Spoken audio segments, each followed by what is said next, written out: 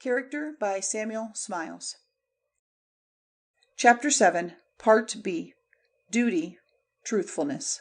The sense of duty is a sustaining power even to a courageous man. It holds him upright and makes him strong. It was a noble saying of Pompey when his friends tried to dissuade him from embarking for Rome in a storm, telling him that he did so at the great peril of his life. "It is necessary for me to go," he said. "It is not necessary for me to live." What it was right that he should do, he would do, in the face of danger and in defiance of storms. As might be expected of the great Washington, the chief motive power in his life was the spirit of duty. It was the regal and commanding element in his character which gave it unity, compactness, and vigor. When he clearly saw his duty before him, he did it at all hazards and with inflexible integrity. He did not do it for effect, nor did he think of glory or of fame and its rewards, but of the right thing to be done and the best way of doing it. Yet Washington had a most modest opinion of himself, and when offered the chief command of the American Patriot Army, he hesitated to accept it until it was pressed upon him.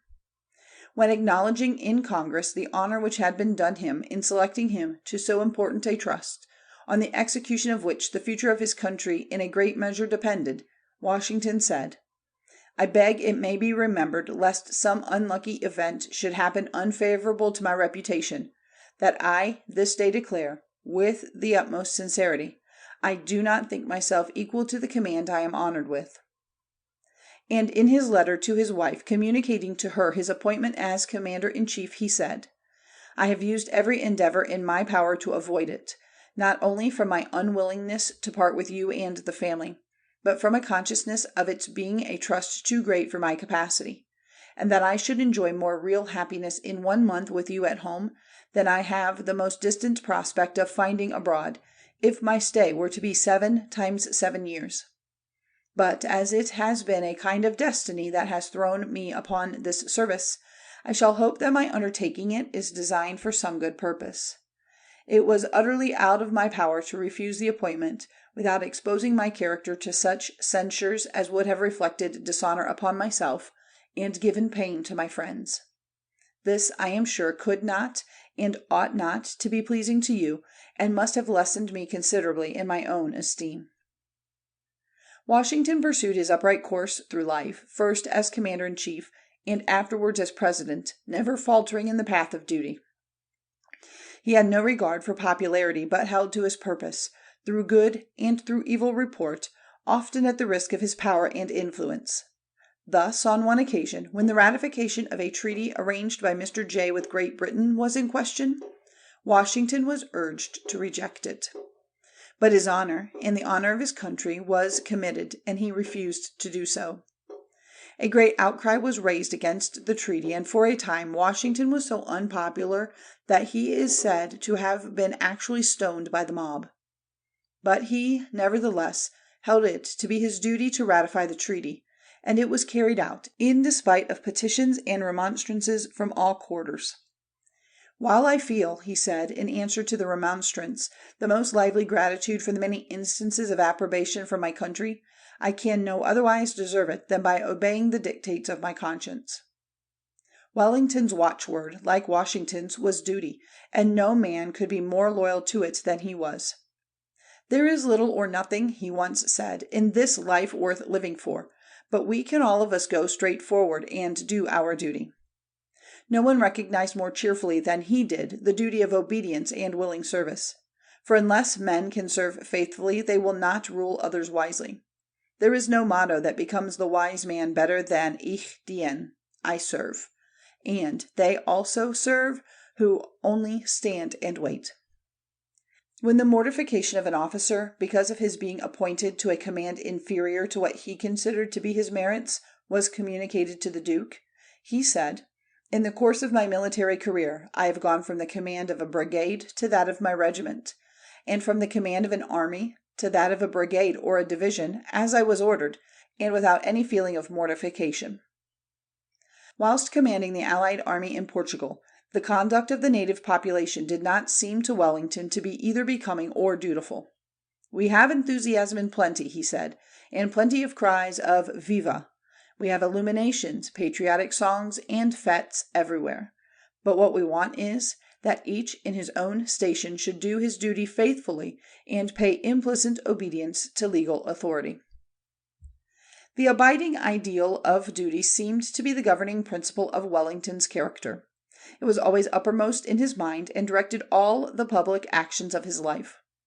Nor did it fail to communicate itself to those under him, who served him in the like spirit. When he rode into one of his infantry squares at Waterloo, as its diminished numbers closed up to receive a charge of French cavalry, he said to the men, "Stand steady, lads. Think of what they will say of us in England." To which the men replied, "Never fear, sir, we know our duty." Duty was also the dominant idea in Nelson's mind. The spirit in which he served his country was expressed in the famous watchword, "England expects every man to do his duty," signaled by him to the fleet before going into action at Trafalgar, as well as in the last words that passed his lips, "I have done my duty. I praise God for it." And Nelson's companion and friend, the brave, sensible, homely-minded Collingwood, he who, as his ship bore down into the great sea fight, said to his flag captain, "Just about this time our wives are going to church in England." Collingwood, too, was, like his commander, an ardent devotee of duty. "Do your duty to the best of your ability," was the maxim which he urged upon many young men starting on the voyage of life. To a midshipman he once gave the following manly and sensible advice: "You may depend upon it, that it is more in your power than in anybody else's to promote both your comfort and advancement. A strict and unwearied attention to your duty, and a complacent and respectful behavior, not only to your superiors but to everybody, will ensure you their regard, and the reward will surely come. But if it should not, I am convinced you have too much good sense to let disappointment sour you. Guard carefully against letting discontent appear in you. It will be sorrow to your friends, a triumph to your competitors, and cannot be productive of any good. Conduct yourself so as to deserve the best that can come to you, and the consciousness of your own proper behavior will keep you in spirits if it should not come. Let it be your ambition to be foremost in all duty. Do not be a nice observer of turns, but ever present yourself ready for everything, and unless your officers are very inattentive men, they will not allow others to impose more duty on you than they should." This devotion to duty is said to be peculiar to the English nation, and it has certainly more or less characterized our greatest public men. Probably no commander of any other nation ever went into action with such a signal flying as Nelson at Trafalgar. Not glory, or victory, or honor, or country, but simply duty. How few are the nations willing to rally such a battle cry. Shortly after the wreck of the Birkenhead off the coast of Africa, in which the officers and men went down firing a feu de joie, after seeing the women and children safely embarked in the boats, Robertson of Brighton, referring to the circumstance in one of his letters, said, "Yes, goodness, duty, sacrifice, these are the qualities that England honors. She gapes and wonders every now and then, like an awkward peasant, at some other things, railway kings, electrobiology, and other trumperies, but nothing stirs her grand old heart down to its central deeps universally and long except the right. She puts on her shawl very badly, and she is awkward enough in a concert room, scarce knowing a Swedish nightingale from a jackdaw. But blessings large and long upon her. She knows how to teach her sons to sink like men amidst sharks and billows, without parade, without display, as if duty were the most natural thing in the world, and she never mistakes long an actor for a hero, or a hero for an actor." It is a grand thing, after all, this pervading spirit of duty in a nation, and so long as it survives, no one need despair of its future. But when it has departed, or become deadened, and been supplanted by thirst for pleasure, or selfish aggrandizement, or glory, then woe to that nation, for its dissolution is near at hand. If there be one point on which intelligent observers are agreed more than another as to the cause of the late deplorable collapse of France as a nation, it was the utter absence of this feeling of duty, as well as of truthfulness, from the mind not only of the men, but of the leaders of the French people. The unprejudiced testimony of Baron Stoffel, French military attaché at Berlin before the war, is conclusive on this point.